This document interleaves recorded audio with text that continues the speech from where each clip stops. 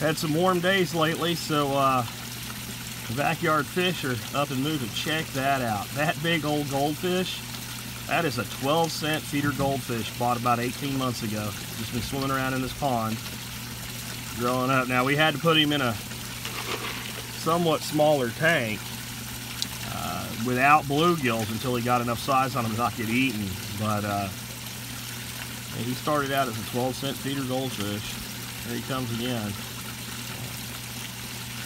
So one of the things I really love, guys, is my backyard ponds. This is the kind of time of year when they're kind of in disrepair. Plants are died back a lot. All the top growth of the floating plants is in here. But it's still a nice place to spend the morning with a cup of coffee. Especially once it begins to warm up again. And it's only February, so I'm sure it's going to get cold again. But we have had a week of really mild weather.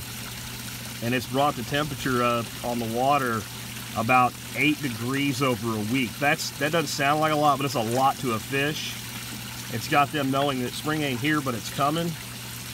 And there are just some monster bluegill and green sunfish in this pond at this point. Most of them that went in, they were about that big when they went in, and most of them now are about hand size. I almost knocked their feet over there.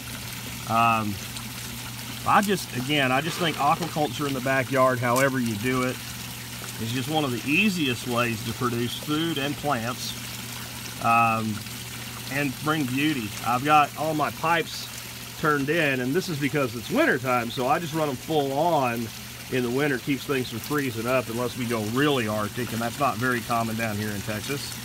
We had some rough ones last year, but this year's been really easy to get through. Anyway, I wanted to let y'all know, if you're interested, it'll be late spring. I'm going to be building one of these. It's at least 12 foot by 12 foot, and I'm going to be running a workshop for it. So that's an 8 by 8 to give you an idea of scale. I'm also going to be getting on it real quick, probably this weekend, start tearing down these beds. I've decided that I want to open this up and make it more a social place. These beds did produce quite a bit of food, but not enough to justify the space they're taking up and the maintenance required on them. I've got so much going on other parts of the property with food production, and it's only 2 people we have to feed here, so we're going to open this up a little bit more. I haven't decided yet. I might include one because it's just such a good thing to have one good ebb and flow bed for filtration. I was thinking maybe we center it over there or something like that, move some things around a bit, and kind of take up less of the social space, because this is just a hangout when people come over here. I mean, why wouldn't you pull up to this bar? I mean, you can go to your local watering hole and see a bunch of sad people, or you can come here and see a bunch of happy fish. Anyway, we will be running that workshop. Keep an eye out for information about it. Unlike our big workshops where we bring, 60, 70 people in, including staff, this one's going to be very small, intimate. It's going to be a 2-day workshop. It's probably going to be a Thursday, Friday. So that when you're done, you have your whole weekend ahead of you. It kind of turns it into a mini vacation for people that might want to travel a little bit. And it gives me and Dorothy a whole weekend to clean things up after it's over and recover. And we'll do, 2 meals the first day, lunch and dinner, and 3 meals the second day, breakfast, lunch, and dinner, and everybody go home Saturday. It should be fun. I'll be teaching exactly how to build this. It's the only thing we'll really be doing with an agenda. However, I'm going to say that with 15 guys, 15 people, I can be politically correct, 15 people, building one of these is not hard. We're going to have the whole site already prepped.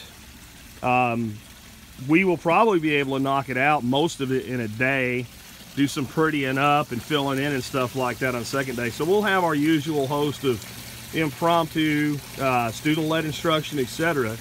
So it should be a fun time in the spring. I can't do the big workshops in the spring anymore. It's just too much work to do 2 big ones a year. But a little one like this, 2 days, yeah, we can knock that out. We're going to have some fun with it. If you've ever wanted your own Miyagi and you want to know exactly how to set it up, come on out. And this pond's now been running over 2 years. And I'm going to tell you, that is clear. Well, I wish I had a jar with me right now so I could show you. The water doesn't look clear because, well, there's all kinds of plants and shadowing and stuff like that. That water is crystal clear. It really is. You can see I put my hand down in the water there. I know how to get the biology right in these things, and it's not hard. It can be intimidating, but it's not hard.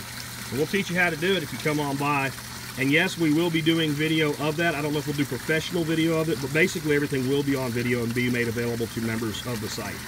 Take care, guys, and if you like this thing and want to know more about stuff I do, because you just found me on YouTube, check out my podcast, website, etc. You'll find it all at tspc.co. That's .co, not .com. It really works. Give it a try. tspc.co.